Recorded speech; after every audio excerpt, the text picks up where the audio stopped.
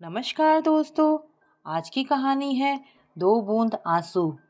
मेरे पिताजी की तबीयत अचानक खराब हो गई और मुझे छुट्टी नहीं मिल पाई। इस कारण रात्रि में ही मेरी पत्नी उनके पास चली गई थी। मेरे नाश्ते के लिए पूरी और आलू की सब्जी बनाकर रख गई थी। पिताजी के बारे में सोचते हुए पता नहीं कब नींद आ गई और रात में खाना भी नहीं खा पाया। सुबह सुबह घूमने के लिए मैं बाहर निकला तो एक कुत्ते की भौंकने की आवाज़ आई और एक चीख सुनाई दी।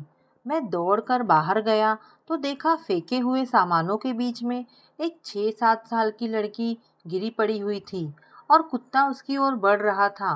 मैं डंडा लेकर तेजी से भागा। उस बच्चे की कोहनी और घुटने पर खून बह रहा था। फटी हुई फ्रॉक को एक हाथ से पकड़े हुए थी। मैंने उससे पूछा, क्या कर रही है?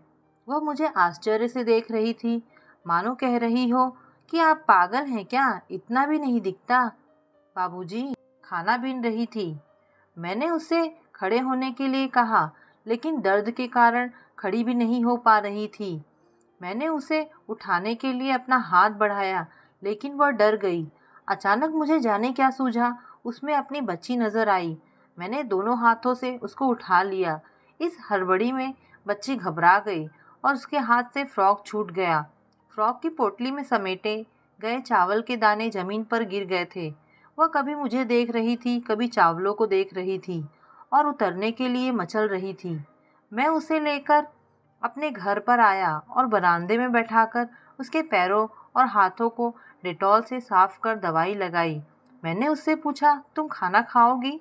वह मुझे एकटक देखने लगी, सूखे हुए होठ, बिखरे बाल। उसकी नजरें कुछ ना कहकर भी बहुत कुछ कह रही थी। मैंने अपनी रिस्ट वॉच उतारी, हाथ धोए और उसके लिए कल की रखी हुई पूरी लेने अंदर चला गया। मैं चारों पूरी लेकर आ गया और अचार और सब्जी के साथ उसे खाने के लिए दिया। वह अभी भी मुझे देख रही थी।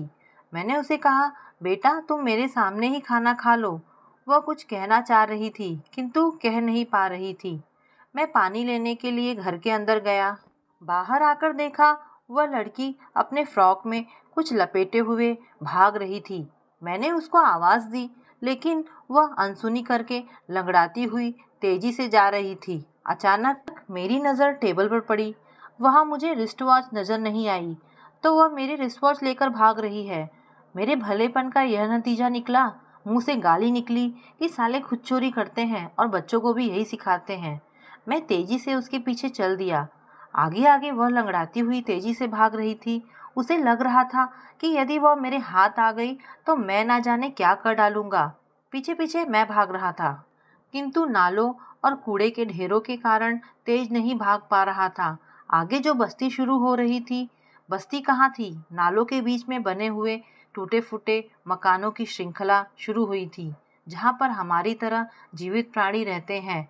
अचानक वह एक मकान के अंदर चली गई। मैं उसके दरवाजे पर जैसे तैसे पहुंचा और उसे आवाज देने ही वाला था कि मेरा हाथ पैंट की जेब से टकराया। अरे, रिस्ट वॉच मेरी जेब में ही थी। फिर वह क्या चुरा कर भागी थी? मैंने दरवाजे से घर के अंदर झांक कर देखा। वह छोटी सी लड़की अपनी पोटली से पूरी निकाल रही थी। अम्मा, तुझे भूख लगी थी ना? एक साहब ने मुझे ये पूड़ियाँ दी हैं। तुम भी तो भूखी थी। मैं अकेले कैसे खा लेती, इसलिए भाग कर ले आई हूँ। दोनों एक दूसरे को खाना खिला रही थी। एक दूसरे की आंखों से आंसू टपक रहे थे। काश मानवता भरी अंजुरी इतनी बड़ी होती कि टपकते हुए अश्रुओं को मोती के मानिंद अपनी अंजुरी में कैद कर पाते। मुझे अपने आप पर शर्मिंदगी महसूस हो रही थी कि गरीब होने के कारण बिना कुछ सोचे समझे उसे चोर बना दिया। शायद यही हमारी फितरत है। मेरी आंखों से दो बूंद आंसू टपक गए, शायद प्रायश्चित के थे। तो दोस्तों, ये कहानी आपको कैसी लगी मुझे कमेंट करके अवश्य बताएं। धन्यवाद दोस्तों।